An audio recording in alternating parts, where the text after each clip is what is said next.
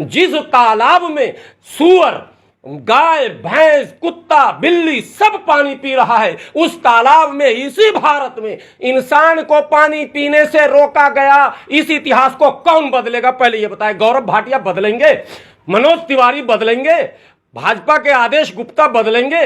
जो नेता आज मुंह फाड़ फाड़ कर राजेंद्र पाल गौतम का विरोध कर रहे हैं, वो इस इतिहास को बदलेंगे कि इसी धरती पर, इस धरती के एक महान पुरुष, एक महान योद्धा बाबा साहब अंबेडकर को पानी तालाब से पीने और अपने समाज को छूने के लिए संघर्ष ही नहीं, कोर्ट जाना पड़ा। लोगों को याद नहीं है, संघर्ष से किसी हिंदू धर्म के ब्राह्मणों ने उन्हें दे दिया हो अनुमति, ये नहीं, बंबई हाई कोर्ट से अनुमति लेनी पड़ी। यानी कि क्रिश्चियनिटी, उस समय जो जज था वो क्रिश्चियन था, उसने अनुमति दी कि हाँ, इंसान होने के नाते अगर ब्राह्मण पिएगा, क्षत्रिय पिएगा, वैश्य पिएगा, तो दलित भी पिएगा। आज कल गौरव भाटिया एक चैनल पर कह रहे थे और भाजपा के सारे नेता कह रहे हैं, ये मुसलमान लोग पैसे खर्च करके क्या धर्म परिवर्तन करा रहे हैं, बौद्धों को फाइनेंस कर रहे हैं। भाई मुसलमान को कहां से इतना पैसा आ गया कि क्रिश्चियन को भी दे रहे हैं, बौद्ध को भी दे रहे हैं, जैन को भी दे रहे हैं? क्या अनर्गल आरोप लगा रहे हैं। क्या बेहतर होता कि आप लोग स्वयं बैठते और आपके यहाँ जो व्यवस्था है, जिसे मनु स्मृति पर आधारित व्यवस्था कहते हैं, उस व्यवस्था को बदलने पर आप क्यों नहीं चर्चा करते? आपको कुरान की 26 आयत का पता है और आपको अपने धर्म के पुस्तक में वर्ण व्यवस्था का पता नहीं है। ब्राह्मण सर से पैदा हुआ, क्षत्रिय छाती से पैदा हुआ, वैश्य पेट से पैदा हुआ और दलित पांव से पैदा हुआ। इस लॉजिक को 21वीं सदी का कोई वैज्ञानिक मानेगा क्या? राजेंद्र पाल गौतम ने क्या अपराध किया, हमें यह बताइए। राजेंद्र पाल गौतम ने केवल यह कहा कि मैं शपथ लेता हूं। हाँ, तो नागपुर वाले कह रहे हैं मोहन भागवत जी की हिंदू राष्ट्र है, तो हिंदू राष्ट्र है तो मैं तो स्वागत करता हूं ऐसे हिंदू राष्ट्र का, जिसमें सबको अपने मन के धर्म की मानने की इजाजत हो। लेकिन ऐसा है नहीं। जिस हिंदू राष्ट्र की परिकल्पना की गई है, जिसको हिडन एजेंडा कहा जाता है, जिसको इन लोग मंच पर नहीं कह रहे हैं, और ये हमारे डर से नहीं कह रहे हैं, मुसलमानों से इनको कोई डर नहीं। मुसलमान गुलाम भी नहीं होने वाला। मुसलमान इस देश में कभी गुलाम नहीं होगा, चाहे राष्ट्र किसी का हो जाए। बात सुन लीजिए, गुलाम वही होंगे जो गुलाम थे, जिनको इन लोगों ने गुलाम बनाकर रखा था, जिसको इस्लाम ने आजाद कराया, मुक्त कराया, जिसको क्रिश्चियनिटी ने आजाद कराया, मुक्त कराया, उसको ये फिर से गुलाम बनाना चाहते हैं। इसलिए ये वो हिडन एजेंडा है। ये वो हिंदू राष्ट्र चाहते हैं जहां एकलव्य का अंगूठा काट लिया जाए, ये वो हिंदू राष्ट्र चाहते हैं जहां शंबुक का गला काट लिया जाए। ये वो हिंदू राष्ट्र चाहते हैं जहां तालाब से, कुएं से, नदी से, नाले से, नलके से आम लोग पानी नहीं पी सकते, आम रास्ते से आम लोग नहीं चल सकते, आम सवारियों पर आम लोग। 21वीं सदी में घोड़े पर बाराती चढ़ने पर किसी मुसलमान ने रोका था क्या? मैं भाजपा के नेताओं से और संघ के नेताओं से पूछता हूं, आपके चैनल के माध्यम से जो लोग राजेंद्र पाल गौतम और दूसरों को निशाना बना रहे हैं, उनसे मैं पूछना चाहता हूं, किस मुसलमान ने आपके बारात को चढ़ने को रोका? आपने रोका साहब, आपने रोका। हिंदू राष्ट्र कहने वालों ने रोका, घड़ा में पानी पीने से आपने रोका, आप घोड़ी चढ़ने से आपने रोका, मोछ रखने से आपने रोका। आप रोक रहे हैं, आप परेशान कर रहे हैं, आप आरोप। इतनी बेशर्मी, इतना बेलज्ज, इस तरह से टीवी डिबेट पर, नेशनल चैनल पर गौरव भाटिया आकर कह रहे हैं ये इस्लाम की वजह से हो रहा है। अरे आप कह रहे हैं कि मुसलमान गुलाम नहीं बनेगा, चाहे हालात कुछ भी हो, तो जाहिर है फिर फंडिंग कर रहे हैं आप बौद्ध धर्म की। नहीं, हम लोग तो भूखे रहकर संघर्ष करने वाले, हमारा इतिहास देखिए, सबका इतिहास है। इस्लाम ने सिखाया, जो तालीम दी, वो तालीम ही गुलामी से मुक्ति का है। या तो इस्लाम रहेगा या गुलामी रहेगी। अगर इस्लाम हमारे अंदर होगा तो हम गुलाम नहीं हो सकते हैं। बस एक म्यान में दो तलवार नहीं। इस्लाम का की बुनियाद जो है, इस्लाम का जो बेसिक स्ट्रक्चर है, वो गुलामी से मुक्ति है। और ये शब्द नहीं है। हजरत बिलाल रजी अल्लाह तआला अन्हु जो बद्दू थे, यानी आज की तारीख में वो दलित से भी बदतर थे, उस जमाने के कदीम बद्दू गुलाम थे। हमारे आका ने पहले गुलामी से आजाद कराया और वो मकाम दिया कि जब मक्का फतेह हुआ तो हमारे नबी ने कहा, बिलाल खाने काबा की छत पर चढ़कर आजान दो। ये इस्लाम कहता है। और यहां आप मंदिरों से, मैं कहता हूं सब बात छोड़िए, बिहार के मुख्यमंत्री जीतन राम मांझी मंदिर जाते हैं, हिंदू राष्ट्र है ना जी, सबको ना अधिकार है जी।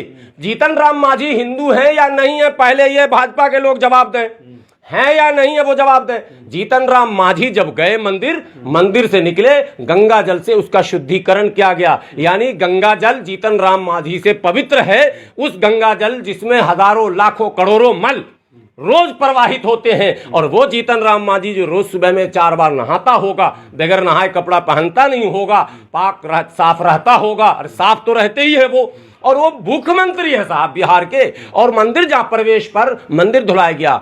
अखिलेश यादव बंगला खाली करते हैं चुनाव हारने के बाद, गंगा जल से टोटी, पहले तो टोटी चोर कहकर पूरा रिनोवेशन किया गया उस सीएम हाउस का, राष्ट्रपति मुर्मू, ठीक है। और आप इससे पहले हमारे महामहिम राष्ट्रपति थे रामनाथ कोविंद, सीढ़ी पे खड़ा कर दिया गया। और भारत के उप प्रधानमंत्री, बिहार के सासाराम के सांसद, जिनकी बेटी लोकसभा स्पीकर रह चुकी, मीरा कुमार के पिता से बड़ा कोई दलित नेता स्वतंत्र भारत में नहीं था।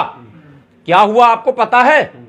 वो भी एक मूर्ति का अनावरण करने गए थे, जैसे वो अनावरण करके हटे, उस मूर्ति को भी गंगा जल से धोया गया। ये मुसलमानों ने नहीं किया ना, मैं ये कह रहा हूं, मुसलमानों ने तो अपने सभी भाइयों को गले लगाया, और उसकी कीमत भी हम चुका रहे हैं, उसका खमियाजा भी हम भुगत रहे हैं। अगर ब्राह्मणों से अकबर की तरह हम तालमेल कर लिए होते, बाबर की तरह कर लिए होते, शाहजहां और क्या कहते हैं सलीम की तरह, और दारा शिकोह औरंगजेब की तरह कर लिए होते, तो शायद हमारा विरोध ना होता। ये बात बोल रहा हूं ना, औरंगजेब का भी नाम मैं ले लिया हूं ना।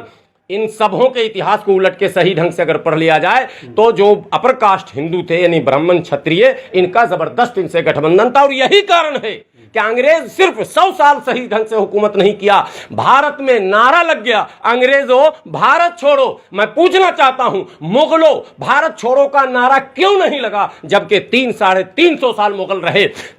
ऐबक भारत छोड़ो क्यों नहीं लगा? तुगलक भारत छोड़ो क्यों नहीं लगा? बलबन भारत छोड़ो क्यों नहीं लगा? खिलजी भारत छोड़ो क्यों नहीं लगा? अल्तमश भारत छोड़ो, गुलाम वंश भारत छोड़ो क्यों नहीं लगा साहब? अकबर भारत छोड़ो क्यों नहीं? शाहजहां भारत छोड़ो क्यों नहीं? औरंगजेब भारत छोड़ो। मैं चैलेंज करता हूं भारतीय जनता पार्टी के तमाम इतिहासकारों को, पूरी दुनिया के किसी किताब में एक लाइन लिखा दिखा दो कि मुगलों भारत छोड़ो का नारा है, औरंगजेबो भारत छोड़ो का नारा है, तो मैं आपके सारे थ्योरी को स्वीकार करूंगा। लेकिन नहीं है, क्योंकि वहां आपका गठबंधन था। और ज्यों असल इस्लाम आया, ज्यों भेदभाव रहित, ऊंच नीच छुआछूत के खिलाफ हम लोगों ने आंदोलन किया, हम लोगों ने बाबा साहब का साथ दिया। बाबा साहब से पहले पेरियार, माता सावित्रीबाई, इतिहास साक्षी है, जब माता सावित्रीबाई फूले शिक्षा देने के लिए निकलती हैं अपने समाज को, तो यही वो सामंती, यही वो मनुवादी उनके ऊपर गोबर फेंकते हैं। महिला सम्मान तब नहीं पता था आपको? आपके धर्म में महिला सम्मान नहीं था क्या? तब आपने उस महिला जो माता के नाम से आज जानी जाती है, सावित्रीबाई फूले, आपने गोबर और कीचड़ फेंका, महिलाओं को आपने अपमानित किया। तब फातिमा शेख नाम की महिला मैदान में आती है और कहती है, नहीं, हमारा धर्म सम्मान, समता, स्वाभिमान और बराबरी का पाठ पढ़ाता है, इसलिए कोई भी व्यक्ति सावित्रीबाई फूले को अपमानित नहीं कर सकता है। और मैं बता रहा हूं, माता सावित्रीबाई फूले तभी शिक्षा दे पाई जब फातिमा शेख मैदान में। इतिहास उसी की सजा हम भुगत रहे हैं। आज ब्राह्मण इस्लाम को इसलिए टारगेट कर रहे हैं कि इस्लाम ने सावित्रीबाई फूले पैदा कर दिया, इस्लाम ने अंबेडकर पैदा कर दिया, इस्लाम ने काशीराम पैदा, मुसलमानों ने पैदा किया। मैं बता रहा हूं, दलित मुसलमान करो विचार, कब तक सहोगे अत्याचार? काशीराम ने नारा दिया था, तो काशीराम ने कहा था तिलक तराजू, हमने नहीं कहा था भाई। आपके हिसाब से मुसलमान गुलाम नहीं बनेगा, दादागिरी दिखाएगा, संविधान के नहीं, खिलाफ क्यों? बोलेगा, सरतन से जुदा करेगा। नहीं, कौन सरतन से जुदा? बताइए। सोम कह रहे हैं हिंदू अब शस्त्र उठा लें, सरतन से जुदा। संगीत सोम के पूरे रिकॉर्ड को उठाकर देखिए, और बड़े इंसाफ की बात है, टीवी चैनल नहीं चलाएगा। अभी पश्चिम बंगाल के पूजा पंडाल में, कोलकाता में एक दुर्गा माँ का पंडाल था, उसमें गांधी जी को असुर बनाया गया, और जो आयोजक था, असुर मतलब समझते हो, महिषासुर, जिसको दुर्गा माता जो है भाला से राक्षस वध करते हैं, यानी गांधी जी को राक्षस का रूप में दिखाया गया। और जो आयोजक थे आयोजक जो थे वो कैमरे पर, नेशनल मीडिया पर, बेशर्म नेशनल मीडिया पर, जिसको चाहिए था इस मुद्दे पर लगातार बहस होनी चाहिए थी, उस पर आकर बोलता है मैं बापू को फादर ऑफ नेशन नहीं मानता, उसका तो इससे भी बुरा अंजाम, यानी राक्षस से भी बुरा अंजाम होना चाहिए। आप बताओ क्यों ऐसा हुआ? इसलिए कि 1947 में पार्टीशन के वक्त जब बंगाल में जबरदस्त हिंदू मुस्लिम राइट्स हुए, उस कॉमनल राइट्स के खिलाफ राष्ट्रपिता महात्मा गांधी नौदा खाली जाते हैं, यानी बंगाल, और वहां जाकर वो अमरण अनशन करते हैं कि जब तक तुम लड़ना नहीं छोड़ोगे, मिलकर नहीं रहोगे, तो हम दम तोड़ देंगे, जान दे देंगे, हम अन्न और जल ग्रहण नहीं करेंगे। इस बापू का ये एहसान है भारत के उन तमाम शांति प्रिय लोगों के ऊपर। ये अशांति फैलाने वाले लोग बापू को राष्ट्रपिता नहीं मानेंगे, ये टापू को राष्ट्रपिता मानेंगे, उस गोडसे को जिसने हत्या कर दी, उसको ये राष्ट्रपिता मानते हैं। इस देश में गोडसे की रैली निकाली जा रही है, गोडसे की तस्वीरों के साथ शौर्य दिवस मनाया जा रहा, कोई कार्रवाई नहीं हो रही है। आप ये बताओ कि बड़े बड़े माने कार्यक्रम में कहा जा रहा कि एक एक हिंदू 20-20 हजार मुसलमान को मारने की कसम खाए, ये रिकॉर्ड में है या नहीं है? क्या कार्रवाई हो रही है?